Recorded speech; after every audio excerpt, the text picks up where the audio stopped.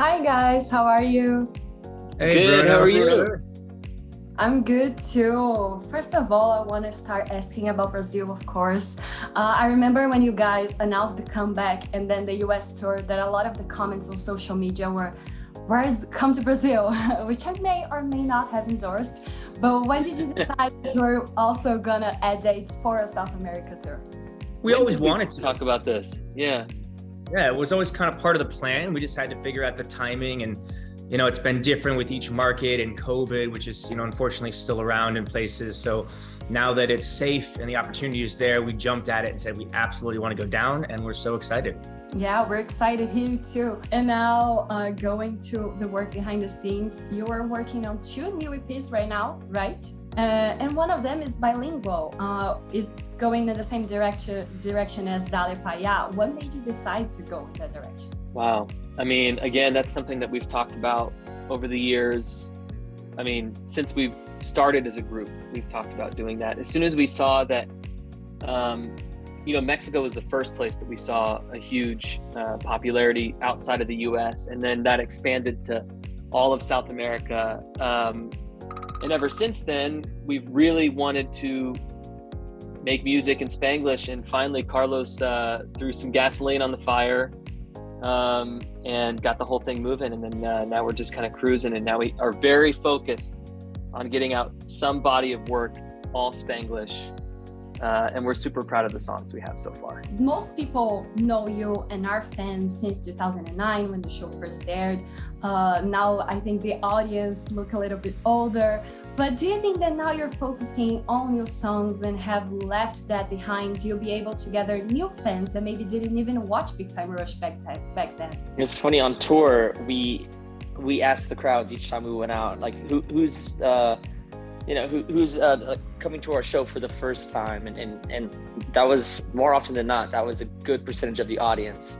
So I think a lot of them have kind of seen us. The show came back out on Netflix, so there's some of them are seeing us for the first time, and I love that because we really have made something new and something special with this reiteration of Big Time Rush. And that's what we're hoping for. We've always kind of felt like Big Time Rush was for everybody. Doesn't matter your background, doesn't matter how old you are. We want to make good music, and we want to make great content, and I think that kind of speaks to the band's longevity. And talking about the comeback, it's so interesting that we had a lot of comebacks during the pandemic, not only bands but also old cast members reuniting and everything. What do you think inspired this wave of reunions? First of all, to be fair, we had been talking about getting the band back together before pandemic, so it just then gave us a lot of time actually to really figure it out. But I think that everyone kind of just realized that relationships are important, and we always loved being a band, and we loved what we were doing, and we had a feeling that people would be excited to see Big Time Rush again the same way that we would be excited to be doing it again. So, and it was just extremely lonely. Just made sense. Was just really I was sad really and lonely myself. And I said, where are my best friends at? They never call me anymore. So they started calling again. But talking about expectations, I think you really believed in this comeback, right? And it's really cool to see how it has only increased since you announced it. Like in the beginning, it was supposed to be 2 concerts, and then became more original songs, a huge tour. And I think a lot of people were not expecting that, including even maybe Nickelodeon, who was so easy to give the band's name, give away control over you. But you believed in it. How did these expectations came back to you now, seeing everything and looking even into the future? Well, first off, it wasn't just so easy. It was about 2 years of dealing with lawyers and figuring it out. But look, a lot of things had to line up, and we were blessed that we had this grand dream, and we were able to bring it to fruition, and it worked out. But to your point, yes, we didn't know what to expect. It started out relatively small and grew, and we just want to say thank you to all the fans who are with us and stayed with us, and the new fans, because we had high hopes. We didn't know what to expect. And now, God willing, this really is just the beginning. We're announcing so much more music, so much more touring. We plan on continuing this band for as long as the fans want to keep showing up and listening to us. That's so cool. It was also a question I was gonna ask. far in advance are you planning BTR's future?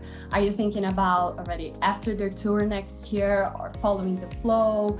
Can we expect an album, maybe a new TV show, something like that? What can we expect? Well, we've already started planning for the whole next year. So big time rush with walkers. You know, like without getting to 80 years old. Come on, guys. Getting too specific. You know. We're planning out in the future. That's for sure. Yeah, we got a lot of plans. Okay, we'll wait to see what happens. But now keep our focus on the show next year in Brazil.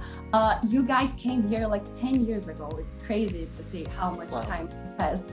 But do you have any memories? Do you remember anything from the shows back here or your time in Brazil?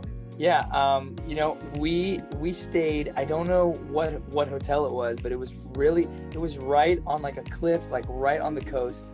I think it was when we played Z-Fest, and it was right there. And I remember just like that hotel was so beautiful. And then we went to, you know, go play Z-Fest, and just being in there with all those people. And who was the guy who came on our trampoline during our show?